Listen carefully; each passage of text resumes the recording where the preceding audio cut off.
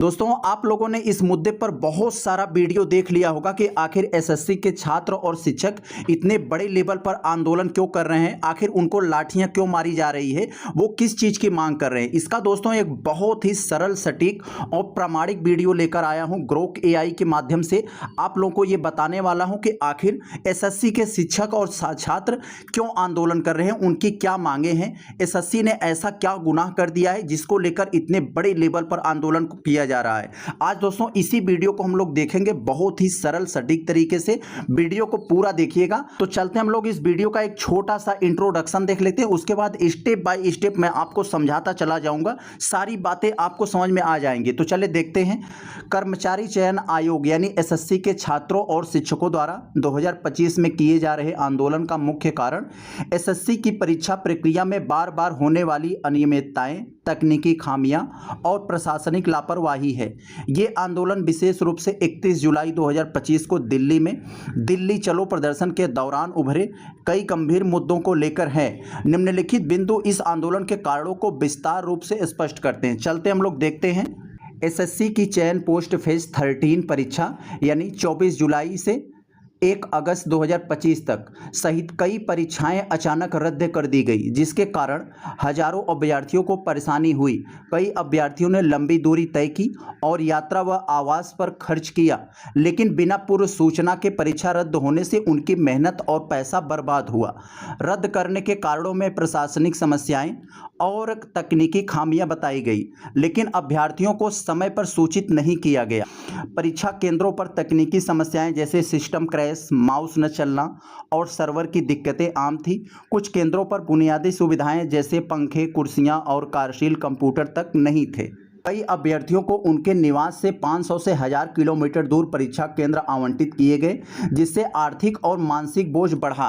अभ्यर्थियों और शिक्षक एसएससी परीक्षा प्रक्रिया में पारदर्शिता और जवाबदेही की मांग कर रहे हैं। वे चाहते हैं कि परीक्षा प्रक्रिया की स्वतंत्र जांच हो और सरकार इसमें हस्तक्षेप करे। निजी कंपनी इक्विडिटी को परीक्षा प्रक्रिया का ठेका देने की वजह से समस्याएं बढ़ी, क्योंकि पहले डाटा कंसल्टेंसी सर्विस यानी टीसीएस इस काम को संभाल रही थी। नई कंपनी की अक्षमता तकनीकी और प्रशासनिक समस्याओं को और बढ़ाया। अभ्यर्थियों ने परीक्षा केंद्रों पर दुर्व्यवहार और अपमानजनक व्यवहार की शिकायतें की।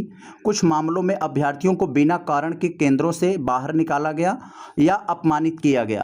31 जुलाई 2025 को दिल्ली में जंतर मंतर और डीओपीटी यानी कार्मिक और प्रशिक्षण विभाग कार्यालय के पास प्रदर्शन के दौरान पुलिस ने कथित तौर पर लाठीचार्ज किया और कई शिक्षकों व छात्रों को हिरासत में लिया। इससे आंदोलन और तेज हुआ, क्योंकि प्रदर्शनकारी इसे लोकतंत्र की हत्या और अपनी आवाज़ दबाने की कोशिश मानते हैं।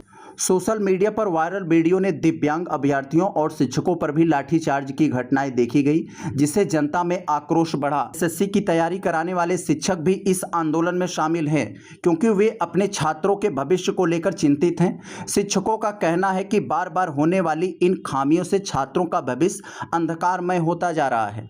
शिक्षकों ने मांग की कि एसएससी को अपनी प्रक्रिया में सुधार करना चाहिए और निजी कंपनियों पर निर्भरता कम करनी चाहिए। SSC mismanagement, SSC wonder failures, SSC reforms और एसएससी सिस्टम सुधारों जैसे हैशटैग सोशल मीडिया पर ट्रेंड कर रहे हैं, जो अभ्यर्थियों और शिक्षकों की नाराजगी को दर्शाते हैं।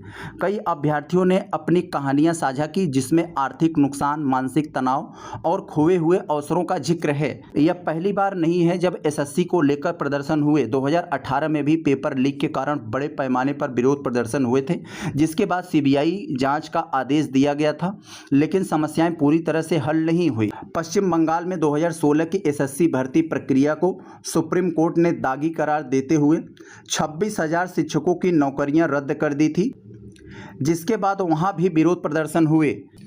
अब दोस्तों हम लोग सबसे बड़ी बात समझने जा रहे हैं कि आखिर आंदोलन करने वाले शिक्षक और छात्रों की क्या मांगे हैं, जरा इसको समझते हैं हम लोग। एसएससी की परीक्षा प्रक्रिया में पारदर्शिता और जवाबदेही सुनिश्चित करना, तकनीकी खामियों और प्रशासनिक लापरवाही को दूर करने के लिए स्वतंत्र जांच, निजी कंपनियों की जगह एसएससी को अपनी प्रक्रिया स्वयं संभालने के लिए सॉफ्टवेयर विकसित करना, अभ्यर्थियों को उचित समय पर सूचना देना और परीक्षा केंद्रों की उचित व्यवस्था करना, पुलिस दमन से रोकना और प्रदर्शनकारियों की मांगों पर सकारात्मक कार्रवाई करना। दोस्तों, अब तक हम लोगों ने जो कुछ भी ऊपर बातें किया, जरा हम लोग उसका कंक्लूजन देख लेते हैं। आखिर इन सब बातों का क्या निष्कर्ष निकल रहा है, जरा इसे समझते हैं। निष्कर्ष क्या है दोस्तों? एसएससी के छात्र और शिक्षक न केवल नौकरियों के लिए बल्कि अपनी मेहनत, सम्मान और भविष्य की रक्षा के लिए आंदोलन कर रहे हैं। यह आंदोलन सिर्फ एसएससी की खामियों के खिलाफ नहीं, बल्कि देश की प्रतियोगी परीक्षा प्रणाली में सुधार और युवाओं के भविष्य को सुरक्षित करने की मांग है। सरकार और एसएससी की ओर से अब तक कोई ठोस बयान या कार्रवाई नहीं हुई, जिसके कारण आंदोलन और तेज होने की संभावना है। तो दोस्तों, देखा आप लोगों ने ग्रो केआई ने कितने सरल, सटीक, निष्पक्ष तरीके से अपनी बात को रखा कि आखिर शिक्षक, छात्र इतने बड़े लेवल को लेकर, इतने बड़े लेवल पर एसएससी की कमियों, उसमें तमाम तरह की जो खामियां हैं, उसको सुधारने के लिए किस लेवल का आंदोलन कर रहे हैं, क्यों कर रहे हैं, ये सब बातें आपको समझ में आ गई हैं। जो भी अपडेट्स आएंगे हम आपके बीच साझा करेंगे। धन्यवाद।